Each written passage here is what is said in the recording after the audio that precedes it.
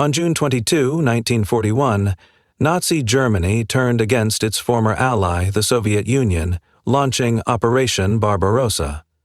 One of the first places to fall was Belarus, known at the time as the Belarusi Socialist Republic. For nearly 150 years it had been under Russian control until the German forces swept in. Within a week, the Nazis captured Minsk, the capital, and wasted no time enforcing their brutal rule. The Jewish population was rounded up and forced into overcrowded ghettos, struggling with starvation and disease. But Hitler's plan didn't stop there.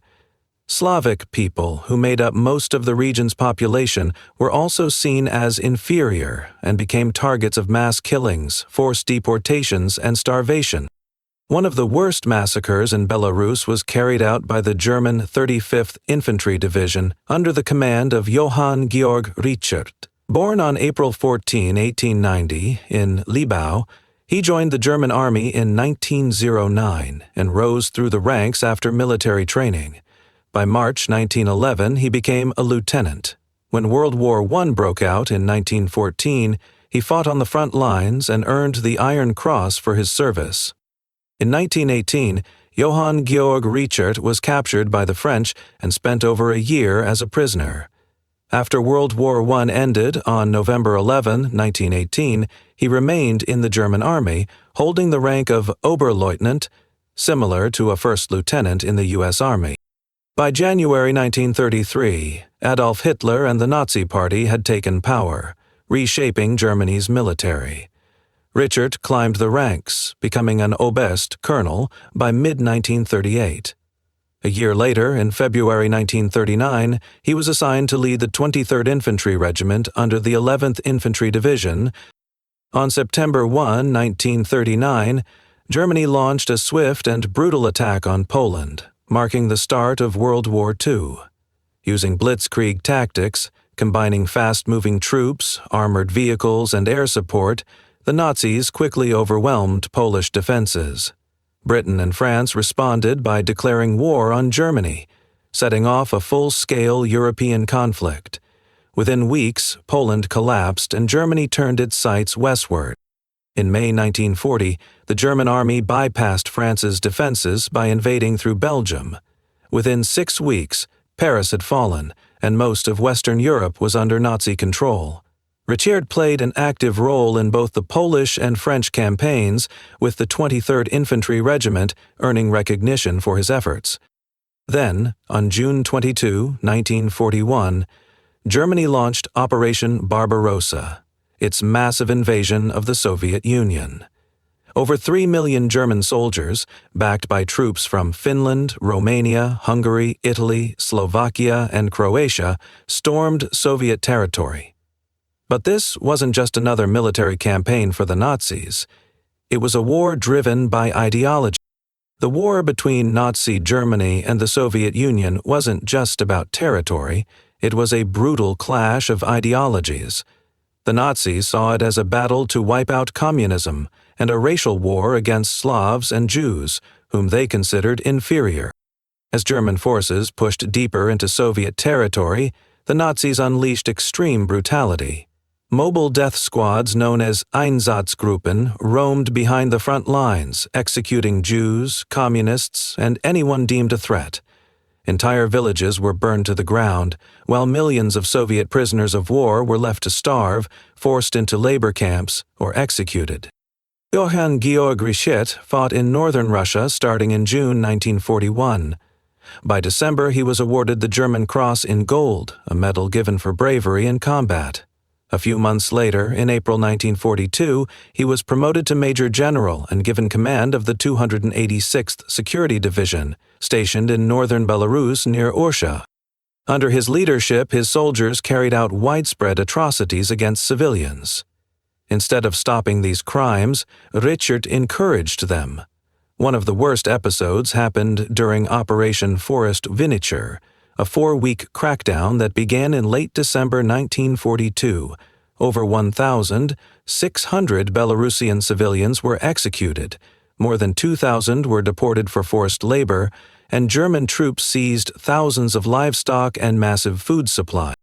The Nazis claimed their goal was to wipe out partisan resistance and secure supply routes for their army, but in reality, their tactics involved mass killings, destruction, and terror aimed at crushing any opposition. Nazi tactics to eliminate partisans often led to the destruction of entire villages and countless civilian deaths. Among those responsible, Johann-Georg Richert stood out for his extreme brutality. One of his most horrifying methods involved forcing civilians to walk through suspected minefields to clear them. In one village near Orsha, this cruel practice killed 28 people, including 18 children. By November 1943, Richert was replaced as commander of the 286th Security Division by Lieutenant General Hans Oschmann. He was then put in charge of the 35th Infantry Division, a position he held until the war ended. As a divisional leader, he ruled with ruthless discipline, even ordering the execution of soldiers in hospitals who weren't physically injured. He also issued severe punishments for units that suffered defeats in battle. In March 1944, Richert played a key role in the forced relocation of Soviet civilians to the Ozarichi Concentration Camp near Babruisk.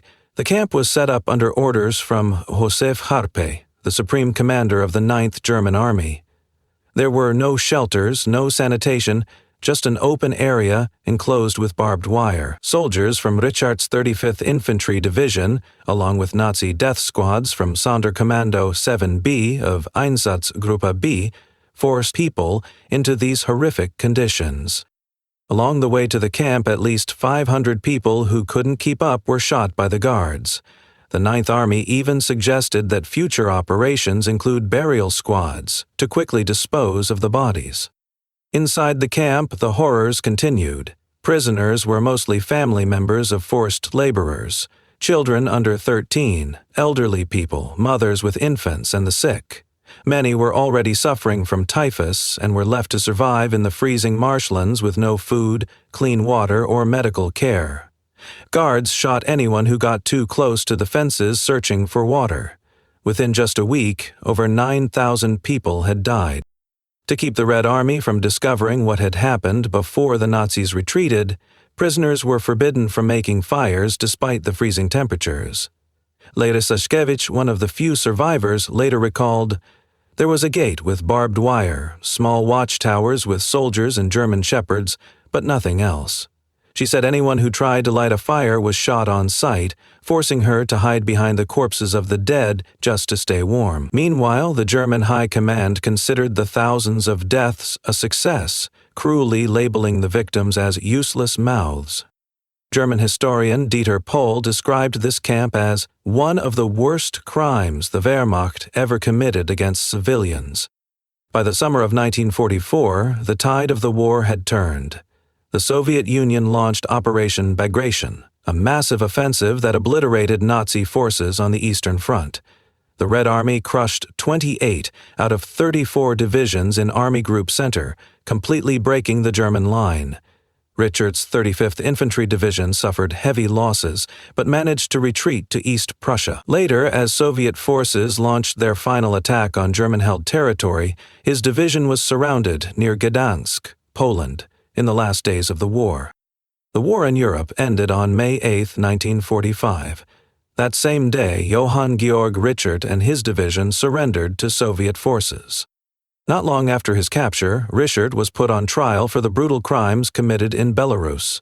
He was one of 18 defendants in the Minsk Trial, a Soviet military tribunal held in the capital of Soviet Belarus. The trial began in December 1945, and on December 15, Richert was interrogated for hours, starting at 9 p.m. and lasting until 2 a.m. Though he admitted his guilt and cooperated with investigators, he repeatedly claimed he had only been following orders. In his final statement, he acknowledged the horrifying evidence presented in court and declared, "Now I am a determined opponent of the Nazi regime, ready to do my share in the anti-fascist struggle." He pleaded for leniency, but it made no difference. On January 29, 1946, Johann-Georg Richert, the main defendant in the trial, was found guilty on all charges. He and 13 others were sentenced to death by hanging. As the judge announced the sentences, The courtroom erupted in applause. The execution took place the next day, turning into a grim spectacle. In front of a massive crowd, 14 Nazi war criminals were hanged in what is now Victory Square in Minsk. Soviet officials transported the condemned men on 14 trucks, each carrying one prisoner. As the nooses were placed around their necks, thousands of men, women, and children watched in silence. Some of the prisoners stood defiantly, while others trembled in fear, some even losing control of their nerves. Then the trucks pulled forward, leaving the men dangling in the air, swaying lifelessly. Johann-Georg Richert was among them. He was 55 years old when he was executed on January 3, 1946. No one mourned his death.